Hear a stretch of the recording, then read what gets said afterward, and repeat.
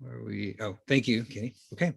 Welcome everyone for our final. It's hard to believe that this is our final, but it's our last Stand Up Dads conversation that's focused on gender equity here in March. We've had 4 of them so far. The first 2 focused on kind of developmental ages. The third one on work equity, home life integration and equity at home. And then last week was really building our identity around workplace allyship. And then today we've got a panel focused on the community. And I've been thrilled with the conversations. I've been taking lots of notes myself, lots of resources that have come up spontaneously in conversation that we're tracking, and we'll be putting out kind of a resource guide at the end of this with all of the wisdom that's been shared. So I'm just thrilled, so grateful for our panelists today, and I'll turn it over to Kate in just a second. But I also wanted to make sure to thank Susie, who has been and myclassroomparty.com are both our sponsors for this call tonight, this conversation tonight. And without their support and other donations coming in, we wouldn't be able to make these free for everyone. So I appreciate that support, and I appreciate our panelists. And I'll turn it over to Kate, and they'll see me at the end. Bye. Thanks, Brian. Good evening, everyone. Thank you, or afternoon, depending on where you are. Thank you for joining us. I'm very excited and honored to be moderating this final panel in our series today, and beyond excited to have these 3 amazing professionals and parents joining us tonight to have a conversation. So I have a few, all 3 of you have such unbelievably impressive backgrounds that I just chose a few bullets to share that I got from the public space. Then I thought one by one, if you could share a few things with people who are tuning in about maybe what's not up on your website. You can maybe talk about your role as a parent or personal projects that you have going on that you haven't published about yet. The first person I want to introduce is Q Walcott, who is a national and international anti-violence activist, educator, and writer. He is a co-executive director of Connect, which is an organization that engages men and boys as allies and activists in the movement to prevent intimate and gender-based violence. Connect aims to get at the root causes, consequences, and complex dynamics of intimate and gender violence. Q is on countless committees. I was very impressed. Novo Foundation, Move to End Violence Initiative, Resonance Network's Governance Committee. He's on New York City's Domestic Violence Task Force Steering Committee, NYC Mental Health Advisory Group. The list goes on from there. He's also co-founder and chief organizer of the Father's Day Pledge Against Violence, which is an annual event that happens in 50 US cities. So welcome, Q. Thank you so much for coming tonight. And can you share a little bit more about maybe your personal life and your role as a dad? Yeah, first of all, thank you for inviting me to be part of this panel with Michelle and Emiliano, one of my old friends and colleagues in this work. I don't want to even say how long we've been doing the work, but yeah, I think it's, father to Sophie, who's going to turn 11 in the next, few days, and counts off the days since the last birthday. So it's an exciting thing. And so really excited about that for her as well as for the family. Let's see, I've been doing the work for quite some time, and I think the work kind of started for me from looking at batterers intervention and how that kind of shows up for people and communities, and the relationship to that, to systems, and how effective or ineffective that is. And then also kind of really recognizing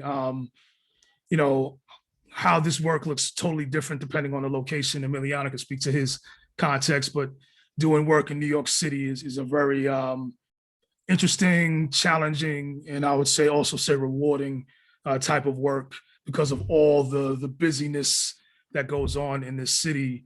So with that busyness, I'll say, and I'll break that down a little bit later as we speak this evening, really makes it challenging in the sense that you have to apply, like when you do this work, sometimes we kind of separate ourselves from the people that we're working with. And I would say it's so important to tell your own story in this process.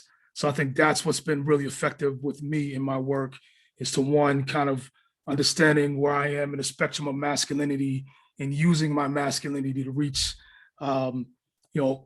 I would say like, a mainstream cisgender men, because I think those are the ones that will really push the needle in this work. So that's kind of been using who I am and then my complexities and my story and my narrative to kind of reach other people to do the same.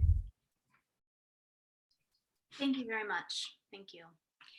I'd also like to welcome Michelle Travis tonight. She is my co-organizer in these panels. So I've gotten to know Michelle quite well over the past few months, and I'm thrilled that she's on the panel tonight. She's a law professor at the University of San Francisco Law School, where she serves as the co-director of the school's labor and employment law program. She's an expert on employment discrimination law, gender stereotypes, and work-family integration. And I loved that on the website you have a quote that you try to teach your students how to use law as a tool for social change. I thought that was beautiful. Outside of your law career, Michelle conducts research that focuses on male allyship for gender equality. She's the author of a nonfiction book, Dads for Daughters, and the children's book with the best title ever, My Mom Has Two Jobs. She also is on the board of directors for Fathering Together. So welcome, Michelle. Thank you so much, Kate. It's wonderful to be here and part of this fantastic series. I'm so excited to be part of the Fathering Together organization as well. And welcome Q and Emiliano. It's so nice to be here and so such a fan of your important work. Yes, so in addition to that, probably my most important job is I'm the mom of two teen daughters. And I think it was actually their impact on my husband that played a significant role in my interest in thinking about male allyship for gender equity and seeing kind of how that relationship, how powerful that relationship was. I'd been studying gender equity for a very long time as a law professor, and the focus of my work in that role has started out really looking at law and policy reform. So things like employment discrimination law and paid family leave and equal pay laws and sexual harassment enforcement and that kind of approach.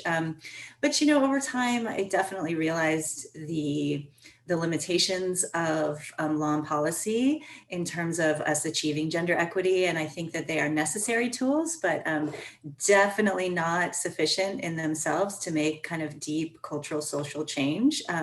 So I started realizing I just needed to have broader conversations with not the same lawyers and law profs and legislators and mostly women in the rooms that I was in, and really needed to start having conversations with men and dads. And men are still in the majority of positions of power, and those are folks we need to talk about and understand. And what are the barriers to men to taking family leave, for example? And so broadening those conversations, and also really started realizing the need to be thinking about conversations with kids, right? Instead of waiting, because we know that these ideas of gender role expectations really get ingrained at a very, very early age. And so that combination really sort of brought me to understanding the unique power that dads in particular have to be, as Q said, moving the needle on gender equity.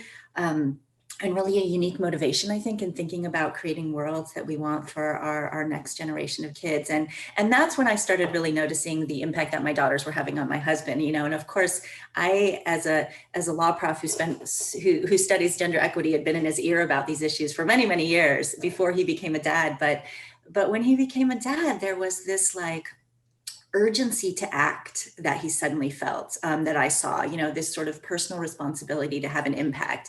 And that's what led me to interviewing other dads about their experiences with gender equity, and writing my book, and which I really think about as an invitation to dads to action, and an invitation for women and men to partner together to work on these gender equity issues, because I think we're so much stronger in partnership.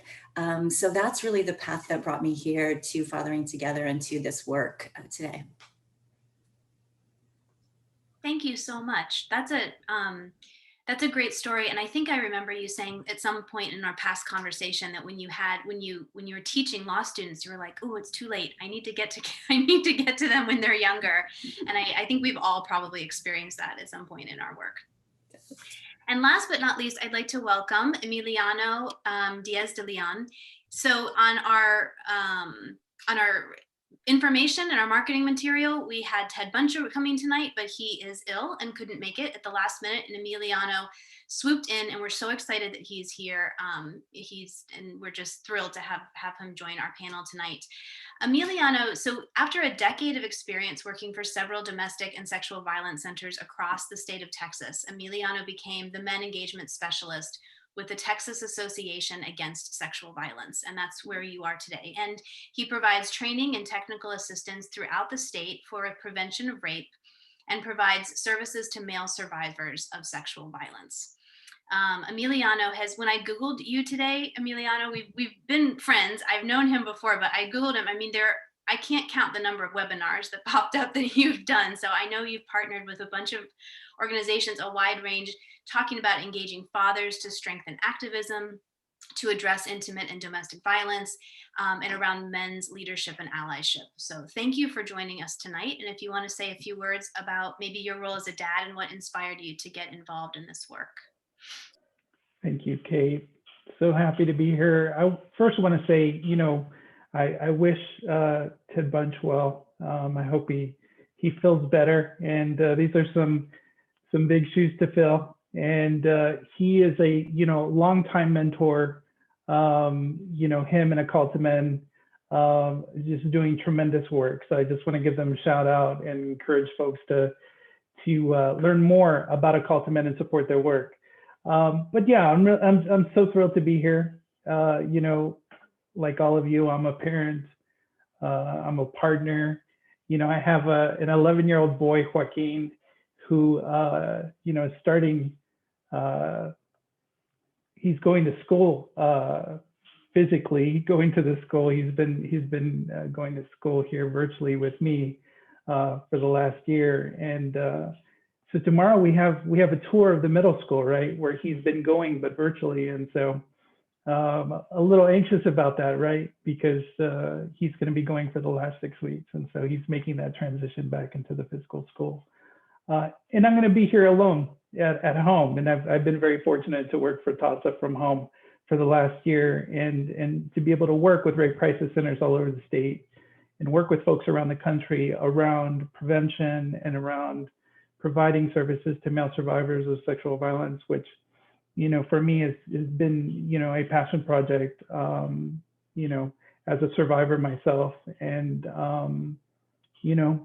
I really appreciate the opportunity to be with the three of you today. And it's really an honor to be on this panel and to be moderated by you, Kate. So really happy to be here for this discussion. Thank you so much.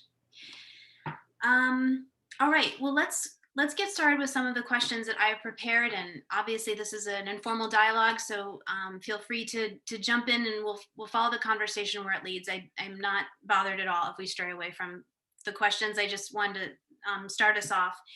So tonight we're gonna, we've talked about ending our 5-part series, and we're sort of bringing this concept of dads for gender equity together with advocacy in the community. So what can dads do to sort of move the needle, as Q said, to move the needle on gender equality sort of within their communities, however you define that in your own way. But before, sort of just to set the lens and get the conversation started, I wanted to talk about the importance of approaching this subject from an intersectional lens. When we speak about gender, I believe it's important to also talk about race and class and country of origin and ability. And I thought if I might start with Q, because I know you've done a lot of work around this area, of why you think it's important to have an intersectional lens when you do this work.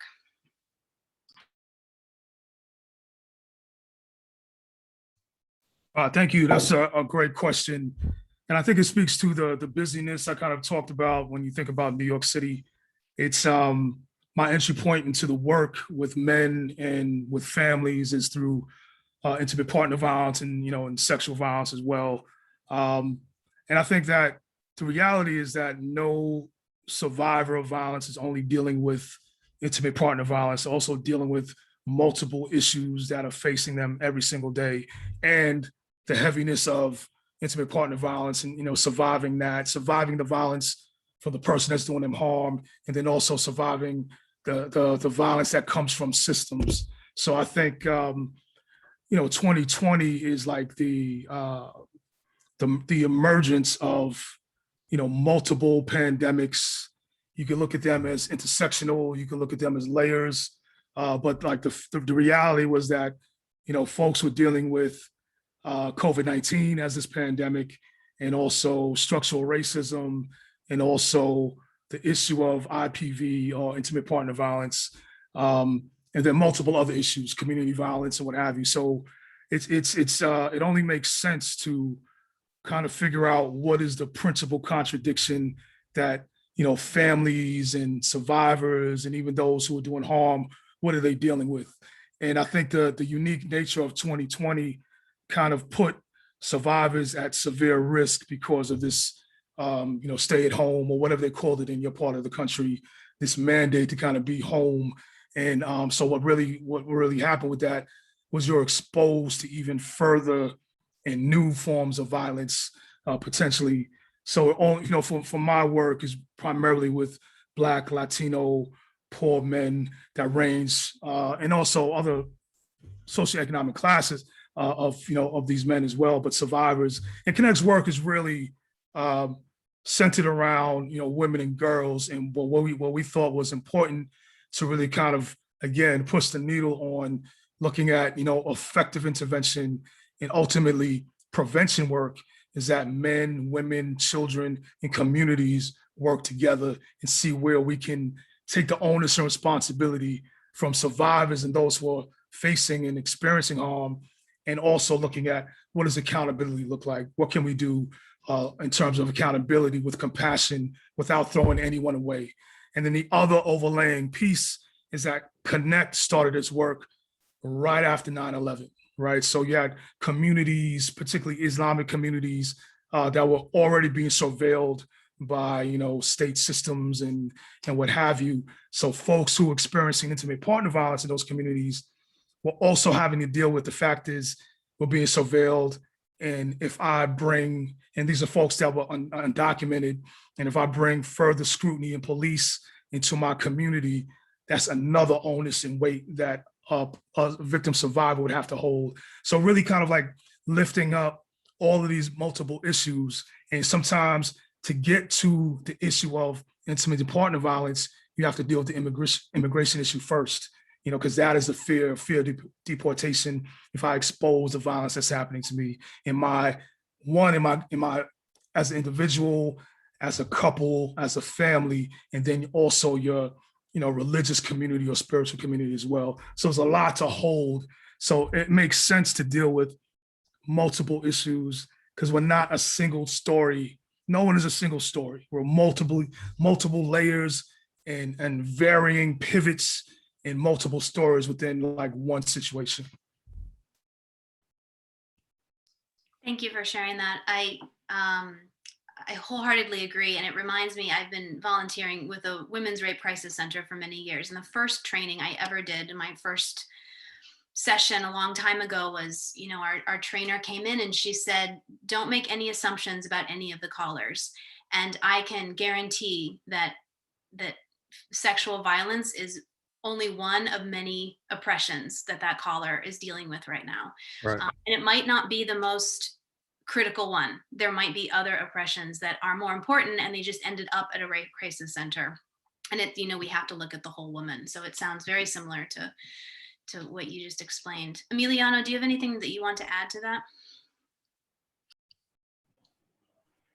Yeah, thank you, Q, for that. When Kate, I appreciate the question, and the first thing that popped into my mind was there's a Chicana feminist from Texas. Her name was Gloria Anzaldúa, and she said once that specifically about intersectionality, she talked about to survive the borderlands, you must live sin fronteras, be a crossroads, right? Sin fronteras means without borders. And I think, right now there's a lot of eyes on Texas in terms of as a border state with Mexico, and the children that are migrating to this country, the immigrants that are trying to come to this country. And so I think, this idea of intersectionality, that we meet each other at sort of this crossroads, is kind of where we are in this particular moment, right? That, like you said, I have multiple identities, right? In this, as a brown man in this country. And I think it's important for us to be able to reflect on that and to understand that that's sort of our lived experience for a lot of us that are watching right now. I want you to take a moment and think about all of your identities that you bring to, to your workplace, to your place of worship, to your school, right? Like all of those identities are valuable, and that's where we meet, right at the crossroads, like Gloria talked about. These crossroads that we're talking about in terms of gender, race, class, etc., I think inform my work and a lot of folks who are engaged in this work, whether it's with victim advocates, whether it's with men around prevention of interpersonal violence, because those are the crossroads where we meet people, right? Like you said, I think it's critical that we address all of the issues that folks come to us, that we sort of meet men where they are around this particular issue, so that if this is your first conversation around gender, equity or gender equality, that's just as important as men who have been engaged in the work for years or decades, like ourselves. So I think that's the work, right? Is acknowledging, honoring, recognizing, valuing all of those identities that folks come to these discussions and into this work with, right? And the people that we work with. It's important just to see people as their full selves, and I think that's what Gloria was asking us to do. So yeah. Thank you for sharing that. And I have to say, you can tell you're a trainer educator at heart when you automatically go into the mode of reaching out to the people who are watching, whether it's on a videotape or whether it's live, and to think about your identities and who you are and how those identities form who we are as individuals. That was so natural and very much appreciated from someone who has also done training and facilitation for a long time. Michelle, do you have anything that you would like to add? Yeah, thank you. That was so powerful. I think at any level, being an ally for gender equity, kind of at its core, requires empathy, and empathy requires an understanding of people's lived experiences, and people's lived experience of gender is always going to be affected by things like race and class and sexual orientation, and that will affect their lived experience of gender. So if we want to be an ally for that, we have to do the work to really understand that. It has to play a core role. And I just want to share a quick example of kind of how from Law and Policy, where this lesson was really highlighted for me really early on in my career. It was back in the 90s. I was just finishing up law school, starting as a lawyer, employment lawyer, and the first only federal family leave law was enacted by Congress, the Family and Medical Leave Act, known as the FMLA. We have a lot of work to be done on this front, but this law, right, requires employers to provide employees with protected job leave to care for a child or care for a sick family member. And when the law was first passed way back then, my initial reaction was, wow, this is great progress. And partly that was my reaction because I was thinking about the law through my own personal experience, right? And thinking, oh, this is something that I can see how it would be beneficial to me and the, work family struggles that I'm likely to have. And, but, it turns out that the FMLA applies to only some employers and some employees and some sick family members. And all of those sums have very disproportionate effects along race and class lines. So the FMLA only applies to very large employers, 50 or more employees. It only requires unpaid leave. It only applies to caregiving for certain culturally specific family members, for your spouse, child, and parent. And so, of course, right, this law assists some and not others along these intersectionalities in very clear ways. So women of color, for example, very overrepresented working at small employers, so don't even have access to leave under this law. It's totally left out. Single parents, sole family earners, low-wage workers, men in particular who can't go without a paycheck, right? Because they're the societal pressure to be the breadwinner. All of those individuals might have access, but are not going to be able to take the leave, use the leave. And of course, families who live in, say, multi-generational homes with their grandparents and their cousins and their aunties and their uncles, right? None of those family relationships are covered by this law. And so shortly after the law was passed, I saw this survey that was actually seeing who was actually accessing family leave under the FMLA Act. And it was, prototypic leave taker was a white woman who was highly educated, who had another earner in their family, typically a husband, and who was from age 35 to 50. Intersectionality matters, right? And I learned that lesson really on, which was important. Also, because that prototype was me, right? I realized that, it's really hard for us to see effects that we don't experience ourselves. And so that requires asking questions and having voices in the conversation. And so I think to be allies, we need to really always be thinking about intersectional needs and access and effects, and having all of those voices too at the outset to be partnering with, right, in order to be an advocate for things in that arena. So just share that from another piece of the arena. Same thing, same issues. That's a fascinating story from a law perspective. Thank you very much. I had never thought through FMLA before, but I'm going to use that example at some point in my life, because that's really interesting, and just shows that if you don't have diverse voices at the table writing the policies, they're all just going to keep benefiting the same people over and over. So we're going to get to policy in just a minute. It's something that I want to talk about tonight, or this afternoon, sorry, wherever you are.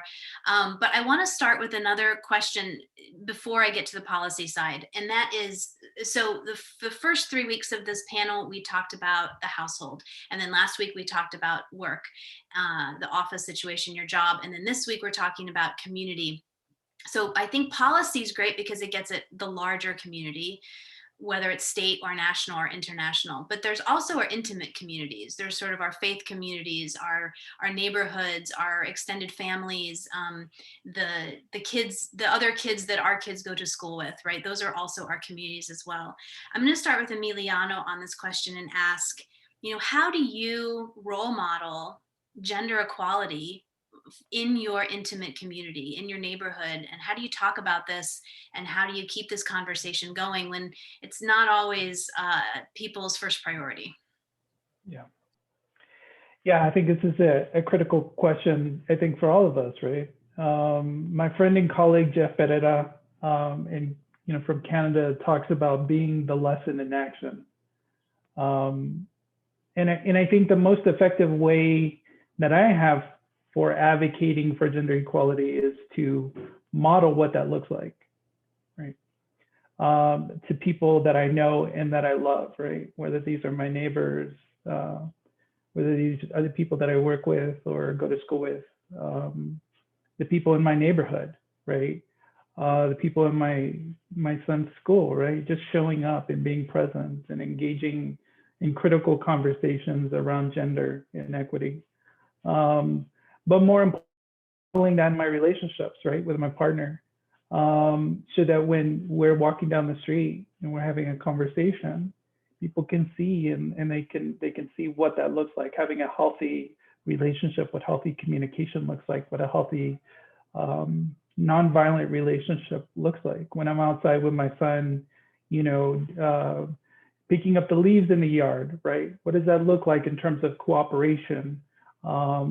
These are all just really small examples that people, like neighbors and people that are driving by, are seeing, right? And I think what Q was talking about in terms of the impact of COVID on our communities, has been significant. And so whether it's online, people seeing, how the things I'm saying or doing on Twitter or on Facebook, on Instagram, right?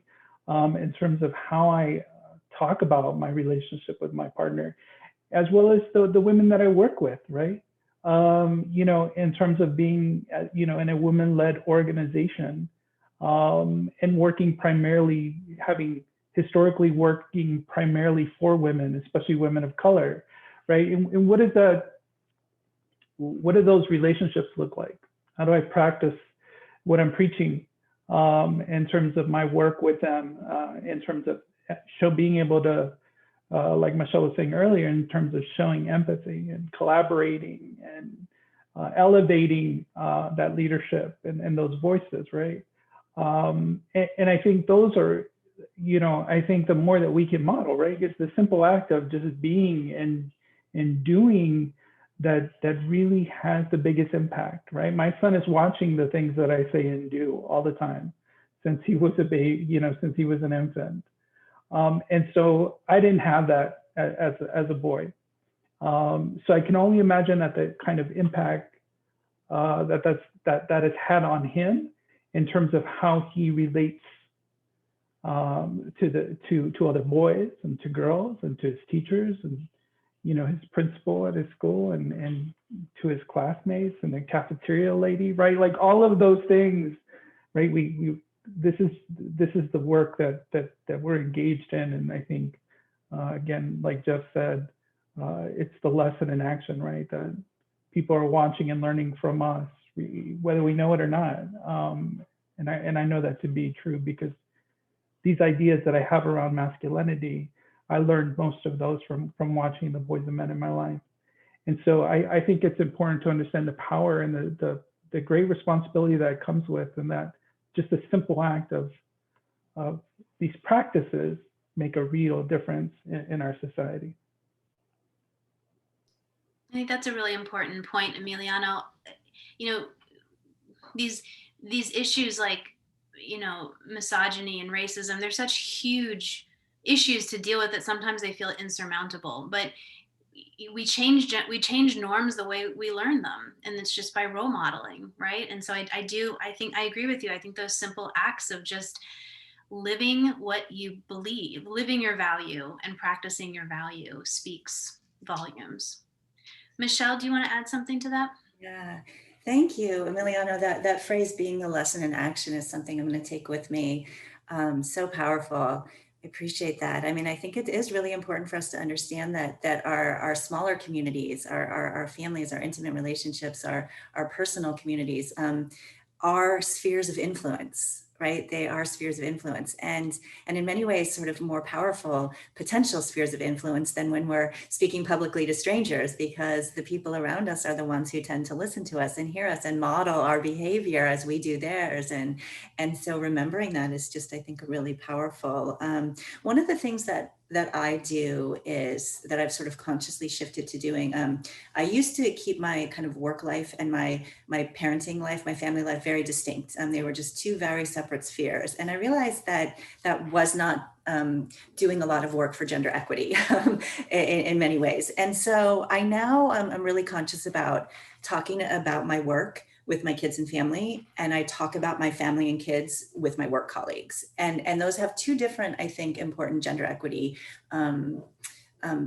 influences, right? When I talk to my kids and my family about my work, it allows me to actually talk about gender equity in a way that is naturally the answer to the conversation, how was your day? Which is nice. So I can bring up, like yesterday I was saying, I read this study about how the gender pay gap is probably going to increase by at least 5% after COVID. And here's a really cool law that I'm helping to support that will not allow employers to look at wages that an employee made before they got there, because that has a really disparate impact on women, for example. And isn't that cool, right? That's how my day was. And so I think that piece is important. And also to model that for women, it's okay to combine work and family. And the same reverse for dads, right? And I talk about my family and my kids at work now in ways that I never used to do, where I think a lot of us are hesitant to do that because there's, stigma that attaches to, are you a committed employee? But now I do it really openly and deliberately. And why? Because I want my employer to think about me as an employee and all employees as caregivers. And that's going to do gender equity work. It's going to free up dads to be really engaged fathers. It's going to normalize that. Like when I say, no, I'm not coming to that last minute meeting that you scheduled for 8:30 a.m. tomorrow because I'm taking my kid to school. And I used to make Herculean efforts to figure out how I was going to get my kid to school and show up. And now I say, no, we're not doing that because we're parents, right? And so it's a really simple way to sort of break those boundaries, which I think has that moms and dads, all of us can do that does gender equity work. And then the other thing that I would just throw in as a secondary one that I do that I found effective is I try to fill my kids' worlds, my family worlds, their friends' worlds, my relatives' worlds with books that disrupt gender role stereotypes, and particularly kids' books. When my kids were little, like the birthday presents for them, for their friends, Christmas presents for my nieces and nephews were always, books that showed, a girl who was a scientist, or a woman who was an astronaut, or a race car driver, or, a dad who was taking the kid to the doctor. And so, and those I just think are really, really powerful. Those selections of having those kind of images around, especially younger kids, super easy to do. And but has really sort of that important shifts as we're all sort of pushing against gender role expectations that are so powerfully imposed from so many other directions. So I share that's one of the things that I consciously do in my small little sphere of influence as well. Thank you. Those are three very actionable things that you can do. I love that. Talk about your work with your home, talk about work with your family, talk about your family with work, which I know not everyone is able to do that because people have different levels of power in their organization. So if you can do that, do. And then surround yourselves and everyone you know with books that upset gender norms. I mean, what could be a better gift than a book that upsets gender norms? Q, I'm sure you have something to add to this when you talk about the busyness of New York. How do you engage the different communities of New York to sort of model gender equity?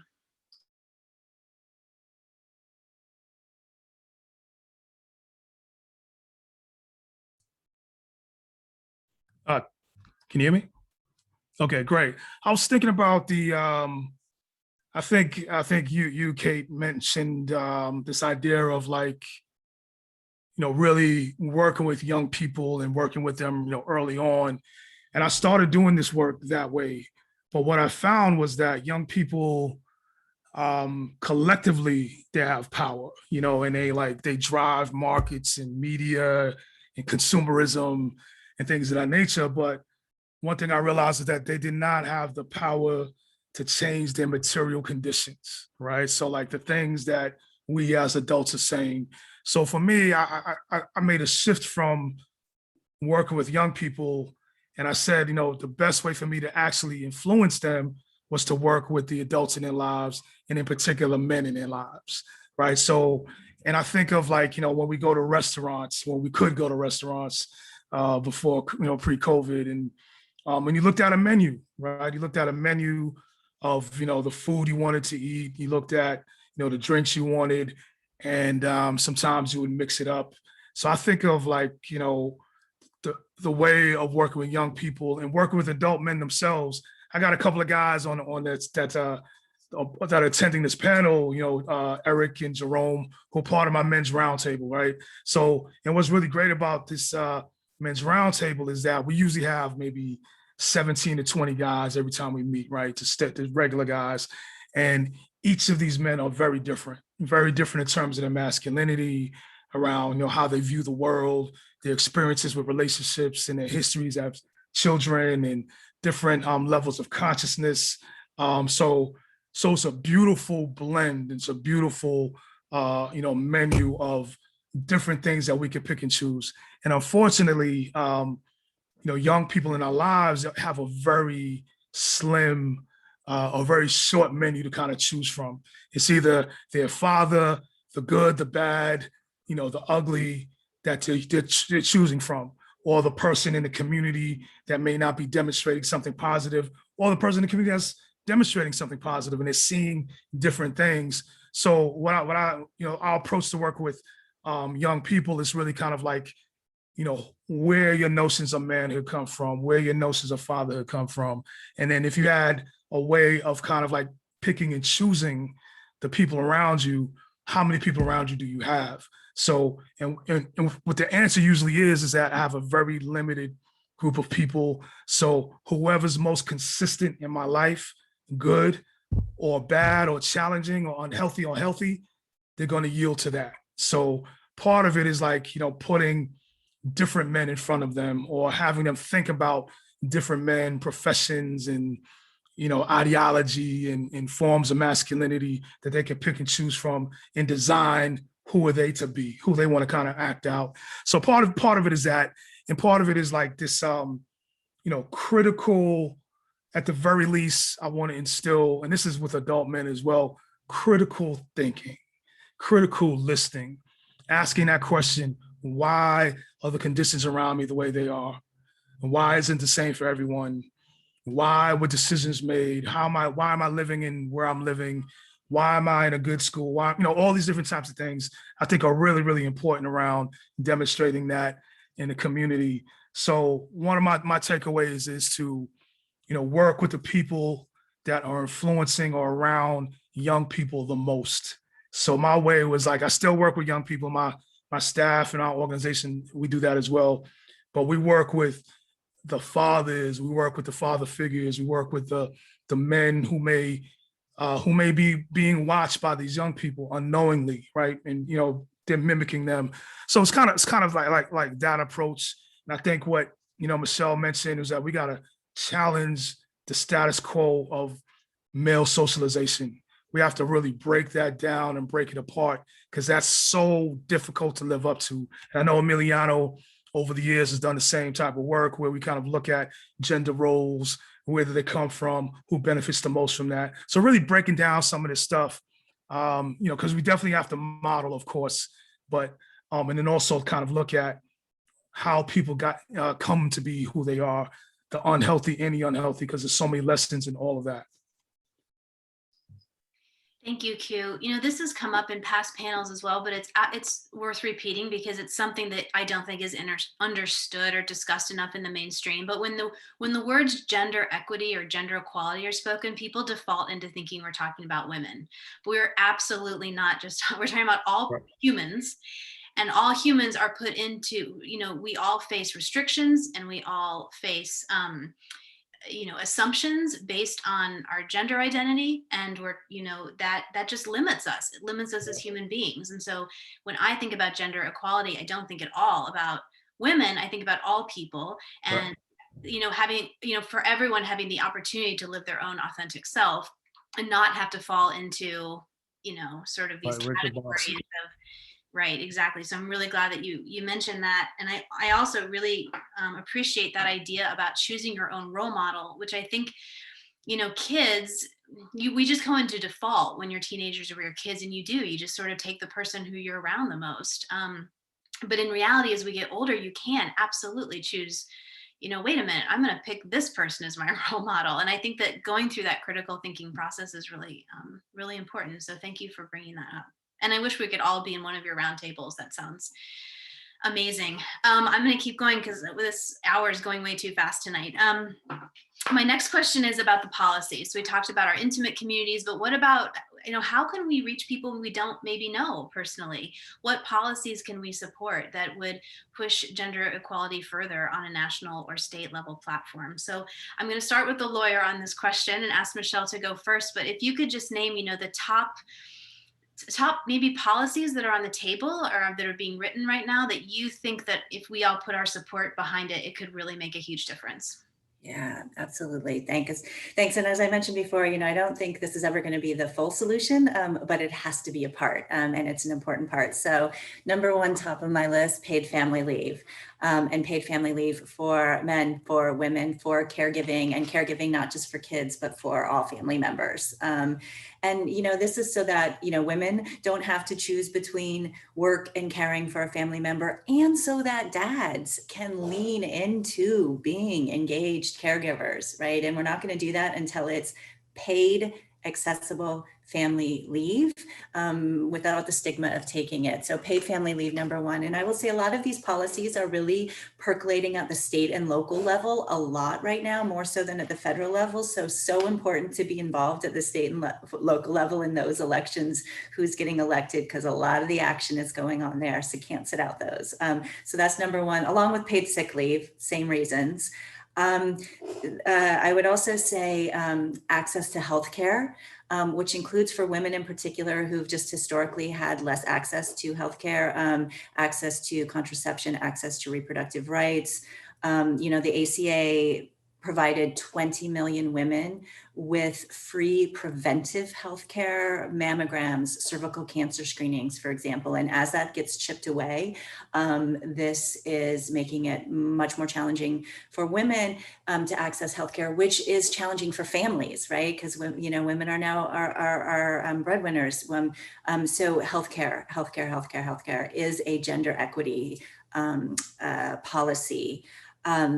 And I'll add two more to my list. One, raising minimum wage. It's a controversial and blunt tool for getting at gender equity for sure. But 2/3 of the people earning minimum wage are women. Majority of those are caring for families, and women of color are disproportionately working jobs in minimum wage right now, many of them doing essential work. So it's a blunt tool, a difficult tool. It has downsides, but it would bring, raising the minimum wage to $15 would bring 19 million women away from poverty. So it is a gender equity tool. And then the last thing I would say, which is any kind of policy or any kind of candidate who is talking about building childcare infrastructure, right? Talking about childcare in the same way we talk about building roads, building highways, building bridges. That's what's going to allow both men and women to have this sort of broader rules for both of us to combine work and family, to lean into caregiving, but still be able to earn an income for our family. So things like universal preschool, for example. So I would add that to the list. That would be my top list. And we're getting there slowly, piecemeal, state by state, city by city. That's a great list. So just to recap, I heard paid sick leave, caregiving leave or family leave without stigma. So that's a two-parter. Yeah. Access to healthcare, raising the minimum wage, and childcare infrastructure. And I really appreciate what you said about when we're in the voting booth, don't ignore those down ballot elections, because a lot of the details, right, that's where it happens, is sort of our state and local level government. So follow those candidates. I know it's a lot of research. Everyone's already busy, but I think it's well worth our time come election time. So thank you for mentioning those. Q, what would you like to add to that list? I think that was a great list. I think those are all like key critical pieces. And I'll just kind of use 2020 again to kind of use as an example, like the things that can exacerbate violence, right? And we talked about these rigid gender roles that we can't live up to, this idea that men need to be breadwinners and make major decisions in their families. So when you think about, everyone kind of being, stuck in the home throughout 2020 and the threat of joblessness and homelessness. And so all of those things, right? So I think Michelle, covers a lot of that in those pieces of legislation. I think that's important. And then I think Michelle mentioned this also earlier in the previous question, is that a lot of this legislations and policy in play, and I even think about child welfare and like really, how systems work and don't work. Are they intended to work, or is it, because we talk about reform versus abolition and redesigning something differently. So like really looking at those pieces of legislations that do exist until there's something different in terms of the implementation of that, like who uses that the most, and like historically child welfare the face of it is a Black, brown person, poor, with several children, but it's most used by white women, right? So really kind of looking at breaking down what's available and how it works, and how do you benefit from it, and how do you get the information needed to use it. So I think I'm more like support those policies. I'm really about looking at, systems and really I'm more towards like a abolition versus a reform, but in pieces, right? So we have to work with what we have in play and really kind of look at how can these things really impact people on the ground. And I totally believe in local government, right? Because the innovation that comes from like a nonprofit that the corporate world eventually adopts, same thing on a local level. Like we're developing people, and we're not looking at the next election. We have to start thinking about 20, 30 years down the line. That election I'm more concerned about, and how do we develop those people? And some of these people are part of current movements right now, but a lot of what the uprisings and what 2020 and the previous years have really been about is what a good mentor of mine calls like sport theory, like those people who may not be connected to anything, but are fed up at this point and are really invested in, change. And how do we get that? And how do we collect people to do that on a national level? So everything that Michelle said, and then about the implementation of it and information about those things, because a lot of people have been a little bit disenfranchised because of the trauma of systems and how that plays out, and the trauma that we experience from violence and violence in our communities and individual trauma. So I think we have to kind of really look at implementation. How do we really inform people about this in a real way in local politics, and developing future leaders now with a particular type of, again, critical thinking around how do you approach government, and how useful is it, and where has it done harm in communities? Right. Thank you for Mitch. So you mentioned violence briefly, and I know Emiliano wants to talk about that, and Daniel posed a question too. So I'm going to let Emiliano comment on that, but I really like what you said about perception. That I do think that there's a huge disconnect between perception and reality. And I think in the meantime, while we write legislation, in the implementation, I think we need to work harder and make it clearer to people about what the realities are of some of these systems and who is using them. I think that that's a really good example. Law is only the first step. It's the implementation, it's the education that can take years after that. So Emiliano, what else would you like to add? I'm sure you have additional thoughts.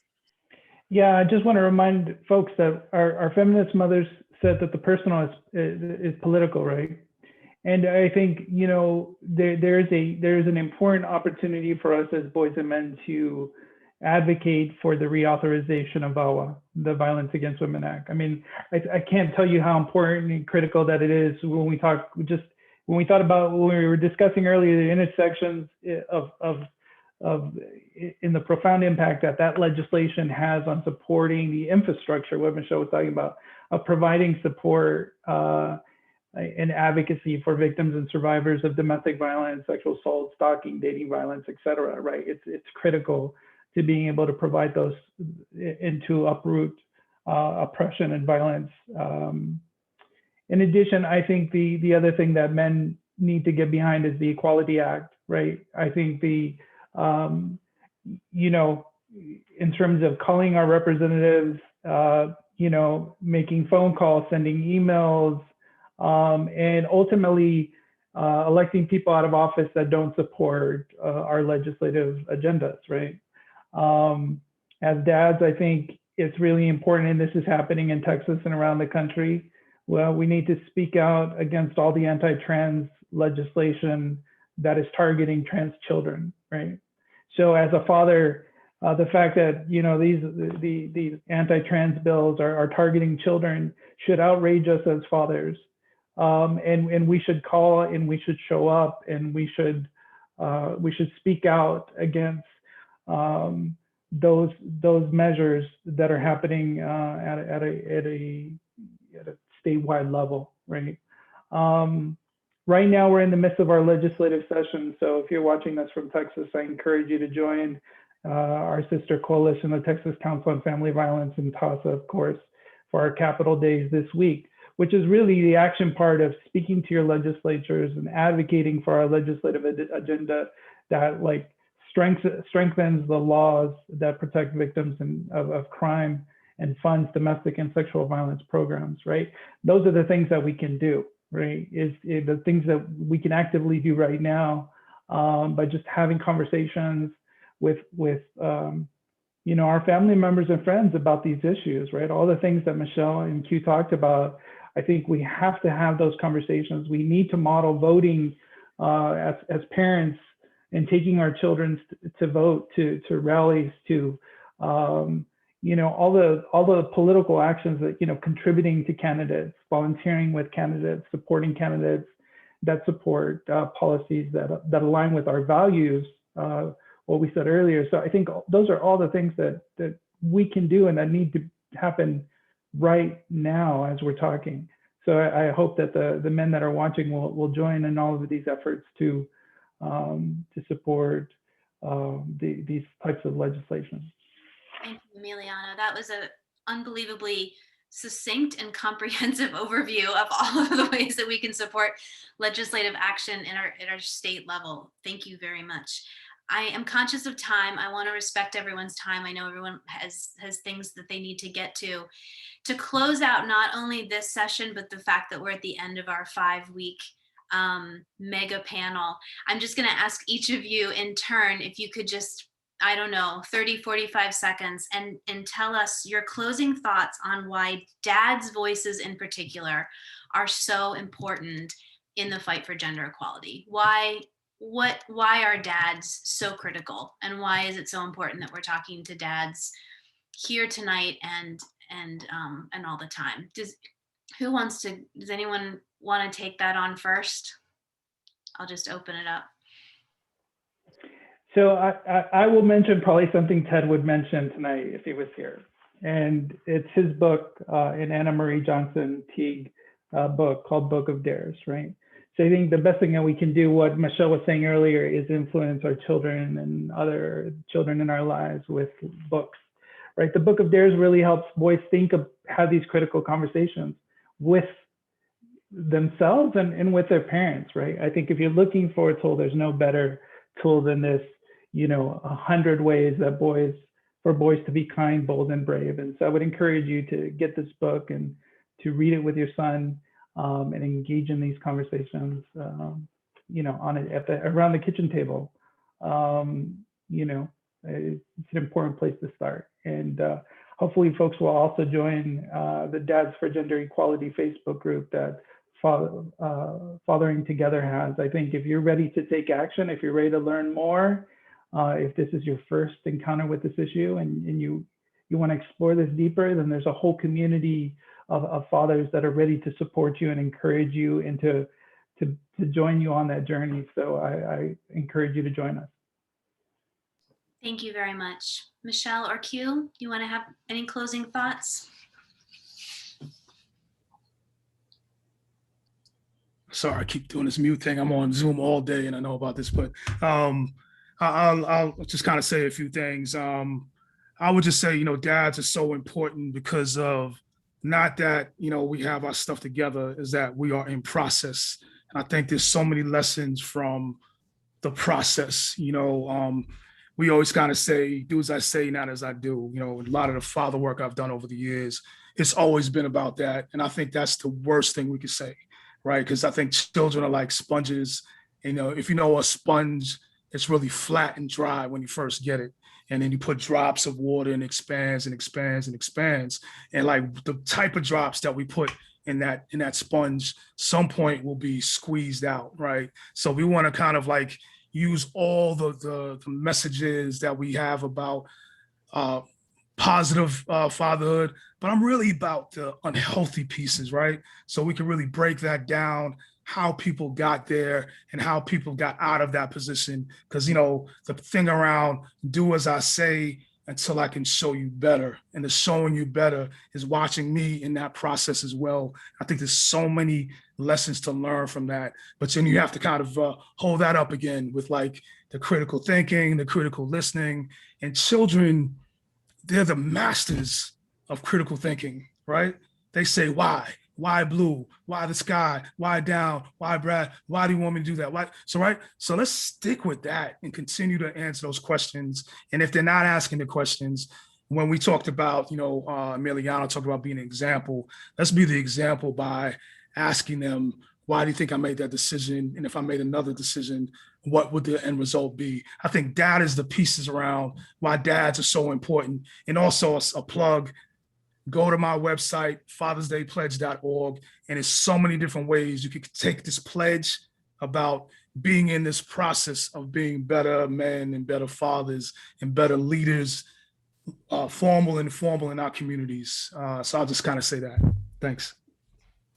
Thank you so much. That sponge analogy was perfect. And, we're all parents and we've all had those nights where you're exhausted, especially during the pandemic when you've had your kids nonstop for days on end and they ask you why, and you want to just stop the conversation and we can't. That's when you have to dig down, and I'm going to remember you, Q, and I remember what you said. I'm going to encourage critical thinking even when I am exhausted. So thank you for that reminder. Thank you. Michelle, would you like to add anything before we close tonight?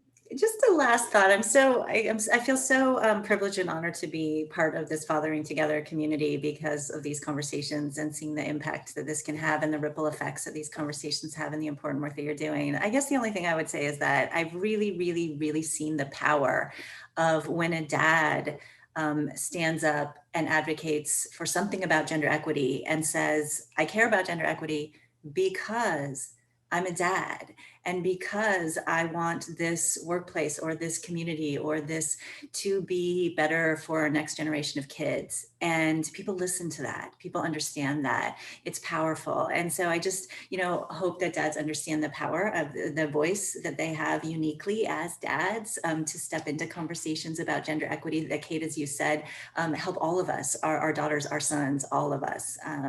And also that, every small steps cumulatively add up and matter. So we don't have to tackle the whole world of gender inequality on our own, this daunting, complex, over daily steps, small steps, each little step cumulatively as a fathering community, powerful, powerful impact. So thank you. Well, thank you all. I'm going to ask Brian if he's still there to turn on his camera, but thank you so much for coming tonight. I will echo Michelle's words. It was an honor and a privilege to share this last hour with you. And Brian, I'll hand it over to you to close it out. My daughters kept asking, why can't we ask why? So thank you so much for that. They are totally in the zone with what you were talking about. But I want to thank everybody for coming tonight, especially our attendees. This whole movement, the hashtag Stand Up Dads, really grew out of hearing people saying, well, I'm an advocate because I'm a dad, and that was the end of the conversation. Or I care about women because I'm a dad.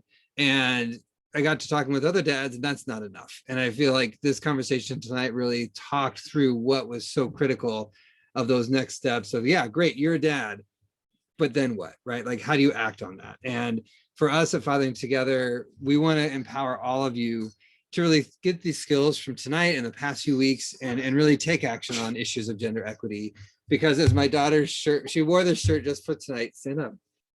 Girls rule, and they rule in this house far more than I wish they did sometimes, but I'll take it any day of the week. Learn more at fatheringtogether.org/standupdads. We've got a pledge you can sign, especially with Mother's Day coming up and Father's Day coming up. We're going to have more campaigns, more ways to get action. And as Emiliano already did the plugging for us, do check out Book It Dares and join us on Facebook at Dads for Gender Equity if you are so inclined. And I'm probably going to have to go do bedtimes now. But thank you all so much. Thank you to our sponsors and our donors for making this free. And I appreciate you all so very, very much. Have a great evening, everybody. Thank you. You too. Take care.